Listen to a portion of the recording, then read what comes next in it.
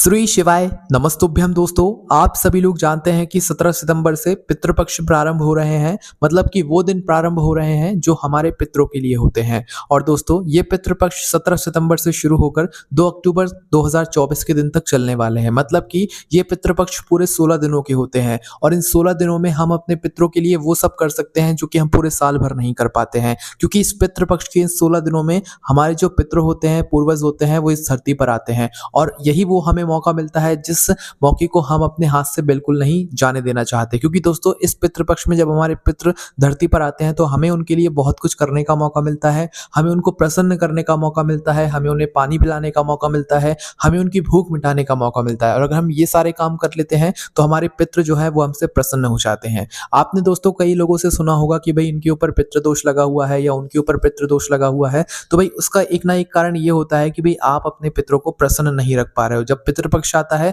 तो आप अपने पूर्वजों के लिए, आप अपने पितरों के लिए कुछ नहीं करते हो। तो एक पितृदोष का कारण ये भी होता है कि भाई आपके पूर्वजों ने आपके लिए इतना कुछ किया पर आप उनके लिए पितृपक्ष में थोड़ा सा जल भी नहीं पिला रहे हो, ना तो भोजन करा रहे हो। तो भाई इससे जो है आपके ऊपर पितृदोष लगता है और आपके पितर नाराज भी होते हैं ना।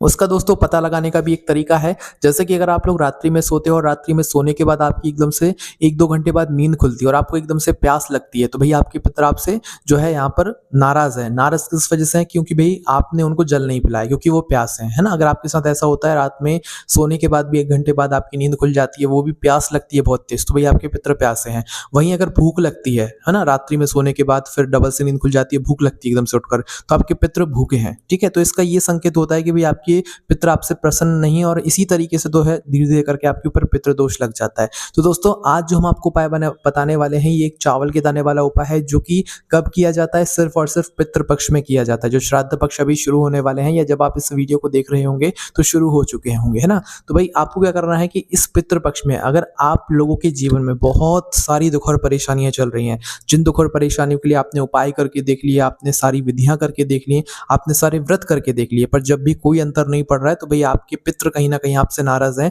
क्योंकि जब आपके पितृ आपसे नाराज़ होते हैं ना तो कोई उपाय काम नहीं करता, कोई व्रत काम नहीं करता। इसलिए सबसे पहला काम इस पितृपक्ष में आपका ये होना चाहिए कि आपके पितृ जो हैं वो आपसे प्रसन्न हो जाएँ। प्रसन्न करने का भी तरीका होता है। जैसे कि आपने सुना होगा कि भई इस पितृपक्ष में जो है यहाँ पर 3 जीवों का बड़ा महत्व होता है। जैसे कि सबसे पहली चीज़ है गाय, है ना?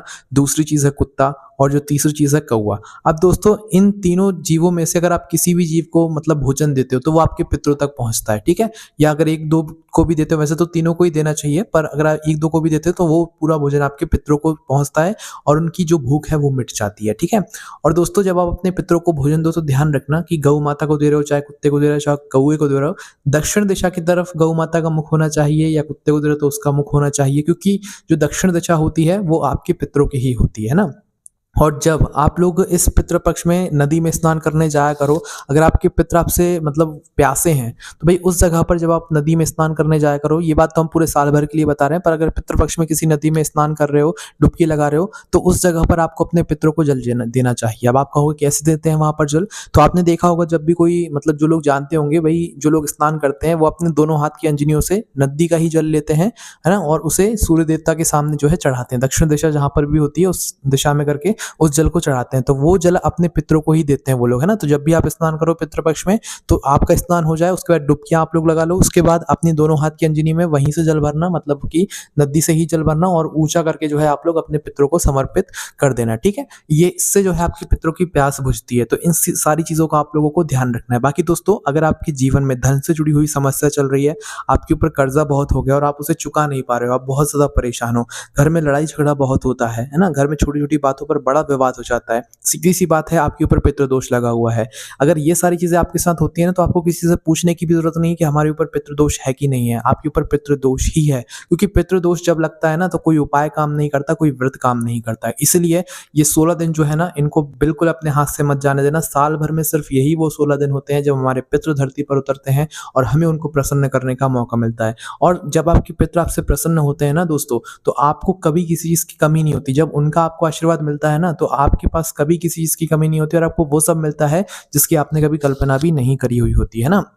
तो हो सके तो भाई इन 16 दिनों में आप अपने पितरों को प्रसन्न ज़रूर करना। बाकी अब हम बात करते हैं उस उपाय के बारे में, जिस उपाय को करने से आपके ऊपर अगर पितृदोष लगा हुआ है या पितरों की कोई भी दिक्कत परेशानी अगर आपके ऊपर लगी हुई है, आपके ऊपर या आपके घर परिवार के ऊपर, तो उस जगह पर आपको 1 चावल के दाने वाला ये उपाय करना चाहिए। उपाय सुनने में बहुत छोटा लग रहा है, पर इसका फल जो है ना वो बहुत ही बड़ा होकर आप लोगों को मिलेगा, क्योंकि इससे आपके पितर आपसे प्रसन्न होंगे।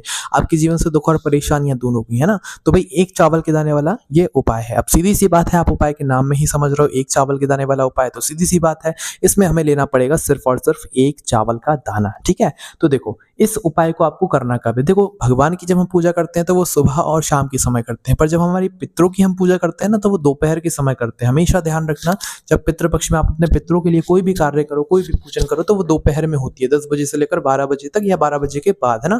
तो दोपहर का समय पितरों की पूजन का होता है, इस बात का ध्यान रखना, है ना? तो भाई करना क्या है, अगर आपके ऊपर पितृदोष लगा हुआ है, घर में बहुत परेशानियाँ हैं, तो पितृ पक्ष के किसी भी दिन में, है ना? हम आपको वो उपाय भी बता रहे हैं, जिस उपाय को आप पितृ पक्ष के किसी भी दिन में कर सकते हो। ज़रूरी नहीं है पहले ही दिन करो, दूसरे दिन करो, तीसरे दिन करो, आखिरी दिन करो।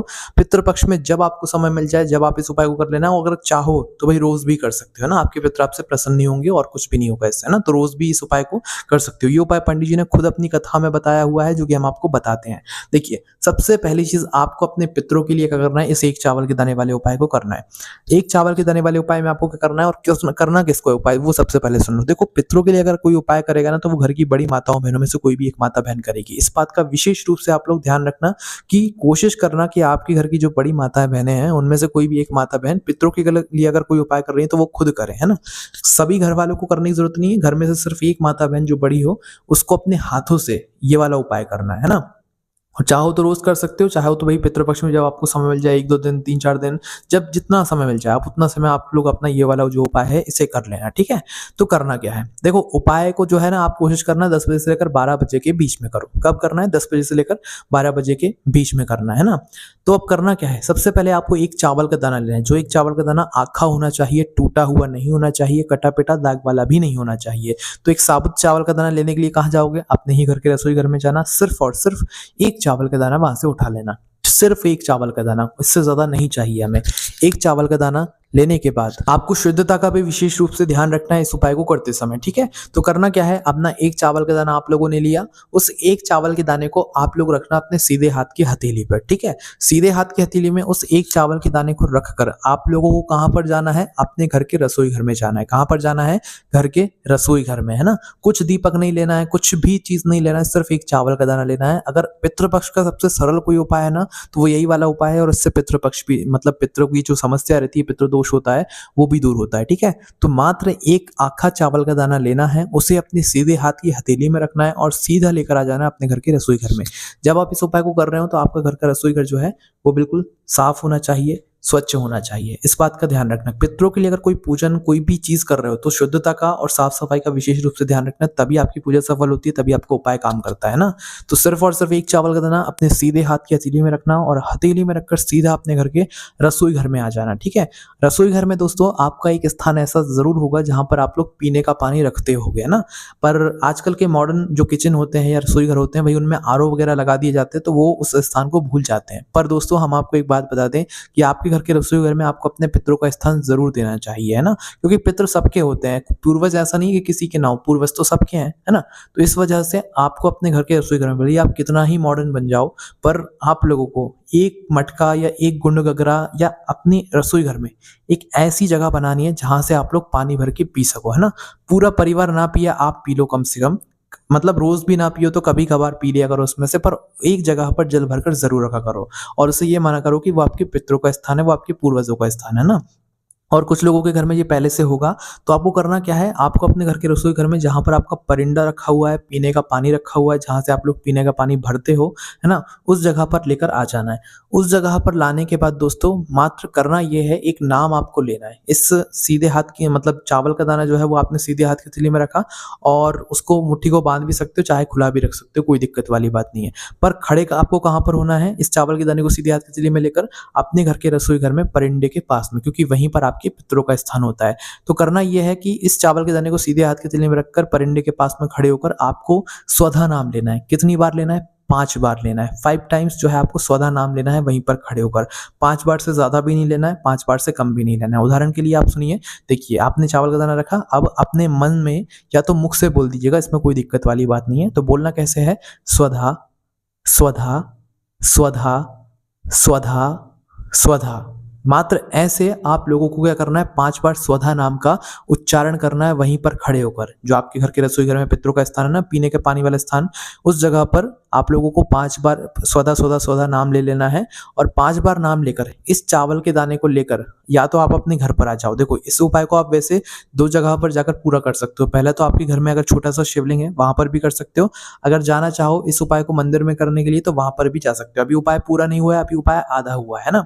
तो स्वधा नाम को 5 बार उच्चारण करने के बाद अगर आप अपने घर में उपाय कर रहे हो तो भाई इस चावल के दाने को लेकर सीधा अपने घर के मंदिर में आ जाओ और जो आपके घर के मंदिर में छोटा सा शिवलिंग रखा हुआ हो उस शिवलिंग के ऊपर इस चावल के दाने को चढ़ा दो। अपने पितरों का स्मरण करते हुए भगवान शिव जी का स्मरण करती हो। चावल का दाना आप जैसे ही चढ़ा देते हो उसके बाद में अपने पितरों के लिए प्रार्थना करो कि भगवान शिव उन्हें अच्छे से रखें और वो हमेशा खुश रहें। जब आप उनके लिए प्रार्थना करोगे तो वो आपके लिए भगवान से प्रार्थना करेंगे और आपके जीवन में खुशी आएंगी। ठीक है, उसी जगह पर अगर आप इस उपाय को मंदिर में जाकर कर रहे हो तो अपने साथ में जो भी पूजन सामग्री है वो आप लेकर जा सकते हो, उसमें कोई भी दिक्कत वाली बात नहीं है। तो एक चावल का दाना अगर शिव जी के मंदिर में जाकर शिवलिंग के ऊपर भी चढ़ा रहे हो तो वो भी चल जाएगा। पर घर में अगर कोई चढ़ाना चाहता है तो घर में भी चढ़ा सकता है, घर में भी इस उपाय को कर सकते हो। पर ज्यादा बेहतर हमेशा मंदिर का ही माना जाता है। पंडित जी ने वैसे घर का भी बोल दिया, घर में भी अगर छोटा सा शिवलिंग है तो वहां पर भी आप लोग अपने ये वाला उपाय पूरा कर सकते हो। बाकी शिव जी के मंदिर पहुंचकर शिवलिंग पर इस एक चावल के दाने को चढ़ा देना और भगवान से प्रार्थना कर लेना। उपाय को पूरा करने के बाद दोस्तों प्रार्थना जरूर करना अपने पितरों के लिए भगवान शिव से, है ना। और प्रार्थना करने के बाद वहीं पर 2 मिनट बैठना या भगवान के नाम का जाप करना और भगवान को धो देकर वहां से उठ जाना। इस तरीके से मात्र ये एक चावल के दाना इस पितृ पक्ष में आप लोगों को करना है। चाहो तो रोज कर सकते हो, समय ज्यादा नहीं है तो भाई पितृ पक्ष के 2-3 दिनों में आप लोग कभी भी अपना जो एक चावल का दाने वाला उपाय है इसे कर लेना। तो ये उपाय जो है आप लोगों का पितृ दोष भी दूर करेगा। अगर आपके पितृ किसी तरह से आपसे नाराज भी होंगे तो भाई वो उनको खुश कर देगा। ठीक है, क्योंकि पंडित जी ने खुद ये उपाय बताया हुआ है। सबसे सरल उपाय है पितृ पक्ष में ये वाला उपाय करने का, क्योंकि दोस्तों इस उपाय को करने से आपके पितृ आपसे प्रसन्न होते हैं। और दोस्तों पितृ पक्ष के 16 दिनों में हम आपको जितने उपाय बता रहे हैं इनको आप नोट करके रख लो, क्योंकि अगर आपके जीवन में परेशानी है तो आप कोई भी एक उपाय मन से करके देखना, आप खुद कहोगे कि हाँ आप सही बोल रहे थे कि कहीं ना कहीं हमारे पितृ हमसे नाराज थे और जब हमने उपाय किया, जब हमने अपने पितरों को प्रसन्न किया तो हमारे जीवन से अपने आप दुख और परेशानी दूर होना शुरू हो गई, या घर में जो भी झंझट वगैरह चल रही थी भाई वो दूर होना शुरू हो गई। तो इस बात का ध्यान रखना है। पितृ पक्ष आ रहा है तो कुछ समय पहले ही हमने आपको उपाय बता दिए हैं, सारी चीजें हम बताते जा रहे हैं धीरे धीरे। बाकी अगर आपके मन में कोई भी समस्या आती है तो आप हमसे कमेंट करिए, हम आपको उसका जवाब देंगे। बाकी ये सारी जानकारी उपाय आपको हमारी वेबसाइट भोलेनाथभक्ति.com पर भी मिल जाएंगे, आप वहां पर जाकर भी चेक कर सकते हो। ठीक है, कोई भी समस्या आती है कमेंट करके पूछ सकते हो। ओम नमः शिवाय, जय भोले बाबा, श्री शिवाय नमस्तुभ्यम।